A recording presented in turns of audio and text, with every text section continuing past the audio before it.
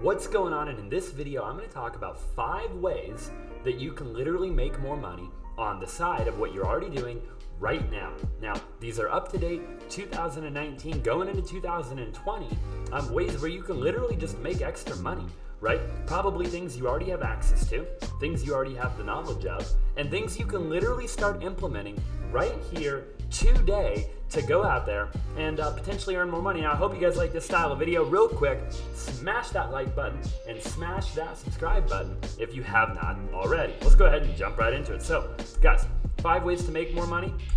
The first one that I want to talk about here today is Airbnb.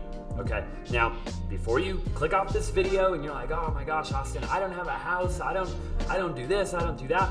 Look, stay tuned. I'm going to talk about different ways that you can make money with Airbnb. Okay, so guys, first of all, let's just take a step back for a quick moment.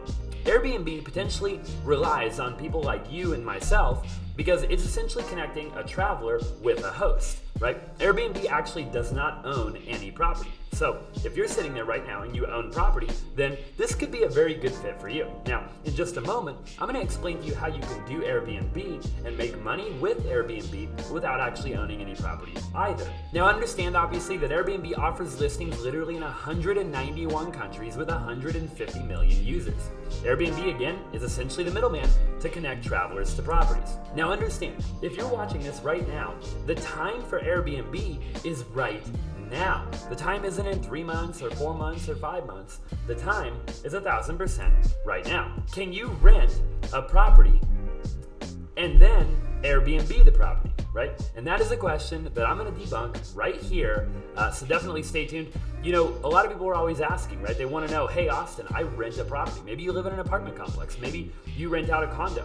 Maybe you sublease from somebody else, but you don't actually own the property, right? The deed is not in your name, and you've never actually purchased the property for yourself, okay? The answer, and a really short answer to the long question is that yes, you can Airbnb a property that you do not own. Now, obviously, there are pros and cons, and there are definitely some things that you want to take into account before you just take the apartment that you own right now and throw it on Airbnb, right? Obviously, you want to take the necessary precautions to make sure that you don't get in trouble. First and foremost, you're going to want to read your lease, right? Your lease probably says something along the lines of, the tenant is not allowed to sublet the property without the landlord's prior written consent, okay? It's probably going to say something just like that, and it might and it might not. But this is definitely something you want to read before you just go ahead and take wherever you live and again, throw it on Airbnb. There is a really good chance that in that scenario that you would potentially get evicted. Now, if you're a good tenant and you go right now after this video and you take wherever you're living and you throw it on Airbnb and you rent it out, you know, there's a pretty good chance, obviously, that your landlord is going to find out, okay? Now, again, if you're a good tenant, you know, there's a pretty good chance they're going to let you out with a warning, right? But if you're not such a good tenant for them, and maybe you are a good tenant, but let's just say you pay below market rents, or, you know, there's a high demand for the place that you live, there's a pretty good chance that that's just going to be a reason for them to evict you, to move somebody else in that'll pay a higher rent and not take those risks that obviously you took. So definitely some things you just want to take into consideration, you know, when you're going and potentially thinking about Airbnb being a property that you lease and not a property that you own. Now, again, we've already been talking about it, right? You don't own the property. Maybe you have an extra room to rent out. So we've talked about what happens if you don't own the property, right? But real quick, we're going to jump over here and then we're going to jump back there for a second.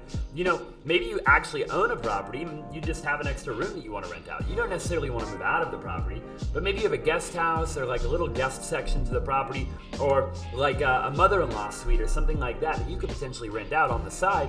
An Airbnb traveler is more than happy to stay with you at a lower rate, and you're able to actually stay living in that property. That's definitely an option. You know, and maybe obviously you can't afford to purchase a property. There's definitely some alternatives. You know, if you're actually going and looking at new properties to lease, there's some things that you can do ahead of time to make sure that you go ahead and get a landlord that is okay with you potentially renting that property out via Airbnb. Most housing places or most landlords are probably not ever going to catch on. So you could probably take the property that you're living in right now, even if your lease says something along the lines of, hey, the tenant is not allowed to sublease, and you could probably throw it up on Airbnb and get away with it. And your landlord is never going to find out and you're never going to get in trouble. But it is literally like playing Russian roulette with your lease. Here's what I recommend you do. I recommend that you go to the landlord ahead of time and you let them know. You're very transparent with them and you tell them what you're trying to do. And you tell them that you'll take care of everything and that you'll be fully responsible for anything that happens. You let them know that you'll be responsible for the cleaners and anything else, obviously, that you need to do and be responsible for to Airbnb that property out. And then I would give them some financial incentive for letting you be able to do that. I've heard over the last couple of months of a lot of people getting away with offering the landlord anywhere from 20 to 30% of the total net proceeds that they make by Airbnb the property out. And then explaining to the landlord that they're not going to have to do any work whatsoever. You're going to be fully responsible for doing all of the work. You could potentially even let them know that it is something you're just going to simply do 5 or 10 days out of the month. You're going to take care of all the cleaners, you're going to take care of any maintenance repairs or anything like that right out of the proceeds that you make from Airbnb. This is what I've found to work very well. I've definitely had a lot of buddies that have been able to do it, and I know a lot of people around the world that have done this very successfully. My biggest thing here is that you go to the landlord ahead of time and you pre-negotiate the deal. That way you're not like playing Russian roulette with your lease, and you don't have to worry about literally just waking up one random morning and your landlord completely evicting you 100% altogether from the property. Okay guys, let's go ahead and jump into number 2, ways to make side income in 2019. Number 2 is Turo. I'm going to explain to you very similar how we could do Turo, very similar to how we did Airbnb. About how we talked about maybe you don't own an extra car, right? Or maybe you do. And in either situation, I'm going to explain to you how you can actually make money with Turo, whether you do or do not own a car. Let's go ahead and jump right into it. Really quick, in 2017, 4 million users used Turo and 170,000 cars were available for rent. This is literally a massive number, and this is definitely a massive market share that you need to be taking advantage of. What are some things to think about? The vehicle lease. This option assumes that you don't actually own the car, but instead you're going to lease a car that you don't own and you're actually going to put it for rent on Turo. Very similar to how we pre-negotiated the deal with Airbnb, right? You don't actually own the vehicle, okay? So that's something you definitely have to consider is how much is that lease, right? On average, I think cars, they lease anywhere from like 24 to 36 months. You could potentially go lease like a 2019 or 2018, maybe even a 2017 Chevy Malibu or something that's not that expensive for maybe $100 to $150 per month. And ultimately, you're gonna have to get comprehensive insurance, and those are some things that we're gonna talk about right now. But you could actually put that car on Turo and actually make more than the lease.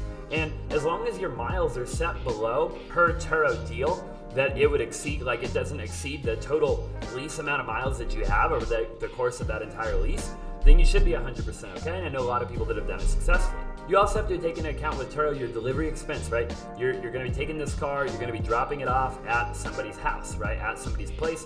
You're probably going to have to Uber back to your house. So these are just things that I want you to take into account before you actually go lease a car and then put it for rent on Turo. Okay. Again, I've heard of this working extremely well. And I think the main thing is to consider is just to do the numbers, right? If your lease is 36 months and let's just say you can put 20,000 miles in the car and your lease is $150, then you need to be making at least $500 to $600 per month from Turo to pay the comprehensive insurance, to pay your lease, and then ultimately make sure that the miles over the course of that period of time aren't going to exceed the amount of miles that you have on the lease.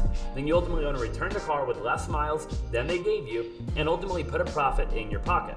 And I would say anywhere from $300 to $500 per month per car is a very realistic expectation to set for yourself. Okay, so again, take into account the delivery expenses, take all of this into account before actually going out and doing it. Another thing to take into account is the car cleaning, right? Are you going to be taking it into a car wash or are you going to be cleaning it yourself? It might be an expense and it might not be an expense. Okay, hours committed, right? How long are you actually going to spend? Now, I will say really quick before jumping over to number 3, that I do know people that do not spend a ton of time doing this. I actually have a very good buddy of mine that has 5 total cars for rent, all of which are leased, and he actually doesn't do any deliveries at all. He makes everybody come pick up the car, and ultimately he has somebody that actually comes and cleans the car and or picks the car up and takes it to get it cleaned for him. He can literally travel the world and do whatever he wants, whenever he wants, and he consistently makes like $3,000 a month with Turo. My personal opinion, overall, I think it's a phenomenal way to make money. I think it's something that you can do. I think it's something that's very, very easy. And It's very, very simple, I think, at the end of the day. Again, I think moving into any market, as always, whether it's Airbnb, Turo, or one of the three that we're about to talk about next, that you just understand what you're getting involved in. You do the numbers ahead of time, you know exactly what to expect, and that you set your expectations a little bit lower. That way, if they come in a little bit lower, you're not disappointed, but then if they come in higher, ultimately, that is just icing on the cake. Okay, let's go ahead and jump right over to the next one. The next one is Amazon Flex. Maybe you own a car right now and you literally just want to make some side income, right? Something you want to do on the weekends, something you want to do during the day, or when you're not working your day-to-day job. Amazon Flex, I feel like, is a pretty viable option for people. You're not necessarily an Uber or a Lyft driver. The most common objection that I get with those is you're actually transporting other human beings, right? Anytime you're transporting other human beings, things get a bit more complicated, right? They want to listen to their own music, they want to make pit stops, they want to puke in your car, right? There's a lot of downsides to obviously transporting humans. But with Amazon Flex and companies just like Amazon Flex, you're actually just transporting packages. So I feel like the upside is a little bit higher over here. Again, the eligibility does depend on the location, but they do offer Amazon Flex in 40 areas across the United States. Some of them obviously include Florida, California, New York, and many, many others, and I definitely encourage you just to Google it. What do you need? Okay, it basically states on Amazon Flex's website that you need a car, an SUV, or a minivan, and ultimately the bigger the better, because the more packages that you can carry in one load. You obviously have to have a smartphone, iPhone or Android, and ultimately you do have to pass a background check. So if you are a felon or somebody like that, unfortunately, this may or may not work for you. You know, the pay on this, from what I've heard and all the research that I've done, is anywhere from $18 to $25 an hour. Now, I have heard mixed reviews about this, but I'm going to explain to you in just a moment how you can overcome some of those objections or some of those challenges and ultimately even potentially make a little bit more money. You can cash out often. Billing cycles are twice per week. You can be responsible for 70 packages per block, okay, which is what I was talking about a minute ago.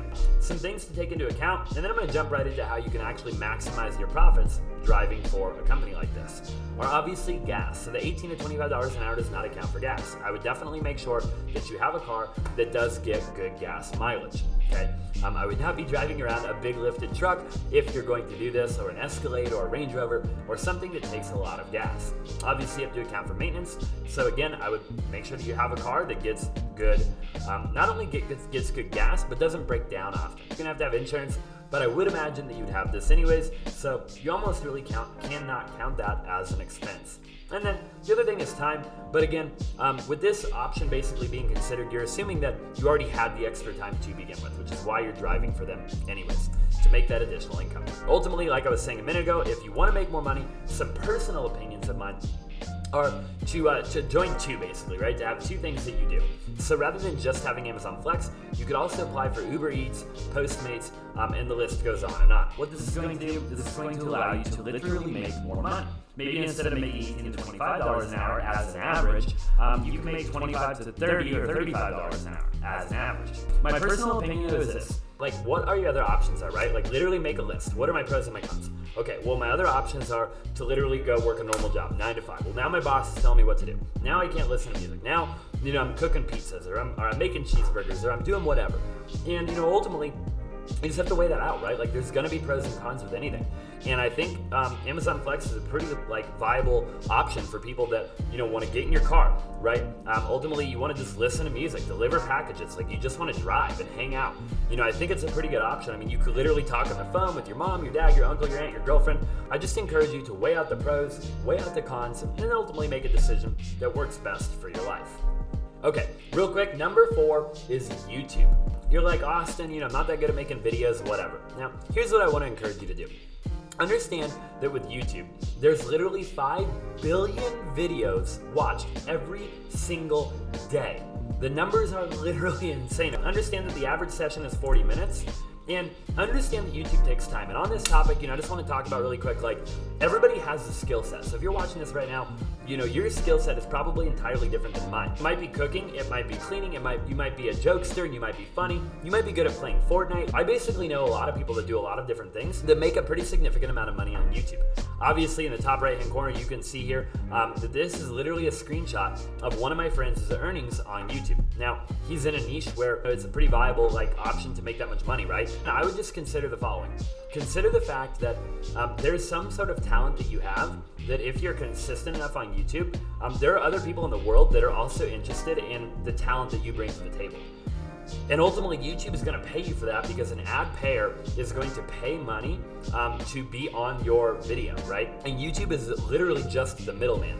So, at the end of the day, don't discount yourself by thinking that there's no value that you can provide to the community, because there's 5 billion YouTube videos watched every day. Like, there's literally channels of 7 and 8-year-old kids that make a lot of money, like millions and millions of dollars, that literally like unbox toys. Okay, so no matter what you do, no matter what talent that you have or what skill that you have, I just encourage you to share that with the world, right? To make videos on it and to keep it very simple. You don't have to overcomplicate it. And at the end of the day, you can get rewarded on a really high level for this. There's a couple of things about YouTube that you need to know, right? Obviously, consistency. We talked about that. YouTube takes time.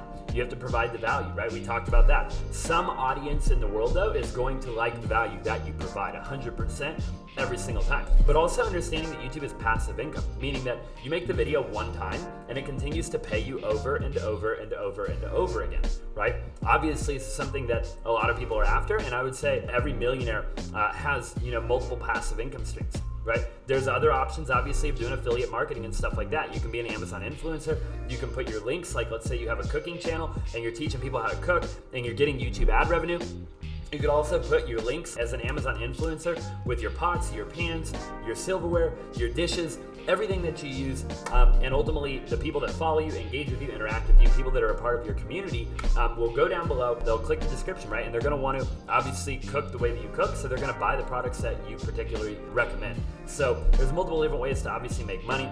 You can do review videos. Maybe you don't have a talent, maybe you don't have a skill, and you're watching this right now, you literally just do review videos. Like, I know people that do unboxing videos and they make a bunch of freaking money.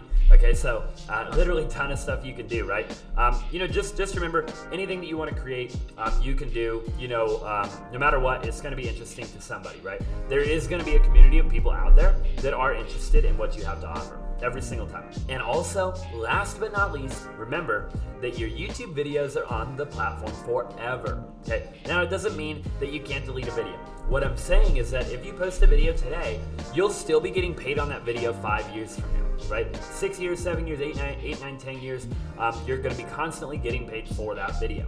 It is very passive, and again, like I was talking about right here, just understand that YouTube does take time. So don't expect to literally jump into it and think that you're gonna make money right now. Understand that it's gonna take time and you're gonna get paid forever. Guys, if you have 300 videos being watched every day, it literally adds up. You can make $1 a day per video, is $300. That's a lot of money, okay? So just understand that the more you do, the more you're gonna get paid, and you're gonna get paid over the long haul. Jumping into number 5, we'll keep this one short and simple. ATM's obviously a personal favorite of mine. This is another company that I do, and I'm heavily invested in. As you can see, that is me sitting on top of an ATM trailer that I own. We take that to like swap meets, we take it to fairs, we take it to rodeos, we take it to things like that. And I would say on average, that particular ATM in the back of that trailer right there makes us anywhere from $5,000 to $10,000 per month, depending on how many events that we do. Okay, it's a lot of fun, and it's just kind of a hobby of ours, and at this point, we do it for content and other reasons. But there's multiple different ways to run an ATM business to make an extra $2,000 to $5,000 a month. It's very simple to do, and you don't need a ton of cash to get involved in the industry. You can literally negotiate deals where other people buy the ATM, other people put their own cash into it, and all you do is service, maintenance, and install the ATM and pay the network fees. You can make 10 to 20% of every time the surcharge, right? Every time somebody uses their card and takes that money, you can make 10 to 20% for not even putting your own cash into it and not even owning the actual equipment itself. So just understand, there's a lot of people that want to buy the ATM, right? They want to put their own cash into it, and that's totally fine. It does just require a little bit more money, right? Find the location, you buy an ATM, or you work everything in your favor so you don't, which is exactly what we essentially were just talking about. You can either load it with your cash, or you can negotiate that somebody else loads it with their cash, and you just take a lesser of a commission. Look, guys, just understand there's multiple ways to work the deal. There's multiple ways to do Airbnb. There's multiple ways to do Turo. There's multiple different things that you can do, such as Amazon Flex. You can do Uber Eats. You can do Postmates. You can do a million different things. Guys, there's literally so much money to be made, right? With YouTube, with ATMs, and these are literally just to name a few. Like, I can make videos on this all day long and talk to you guys about how much money there actually is to be made in this like side income world of things. Just understand that these are some ways that I've seen work for a lot of other people. And I know a lot of people in every single area that we just talked about, literally making anywhere from $5,000 to $10,000 per month, which is pretty insane if you think about it, considering that most of these people are doing it on the side of something else. Guys, with that, I just think that there's a lot of ways to make money in 2019, right? I think that we live in a world where there's a million ways to make money, and we have a lot of people that are lazy and they don't want to try anything new, they don't want to take any risk, and they don't want to get out there and actually make it happen. So if you're watching this video right now, I just encourage you to make it happen. I encourage you to literally live out your dreams and your goals, right? And whether you work a 9 to 5 or you're an entrepreneur or whatever, there's a ton of ways to make money. And I just encourage you to seek out the industry in which you think you can make the most money, right? Ultimately, learn as much as you can about that industry to where you have enough knowledge to be able to get involved and, take some risk, but ultimately take calculated risk, and then go out there and just make it happen. With that, smash that like button. If you're still to the end of the video, go watch a couple more videos of mine. I'd really appreciate it. Subscribe if you have not already, and I look forward to seeing you in the next video.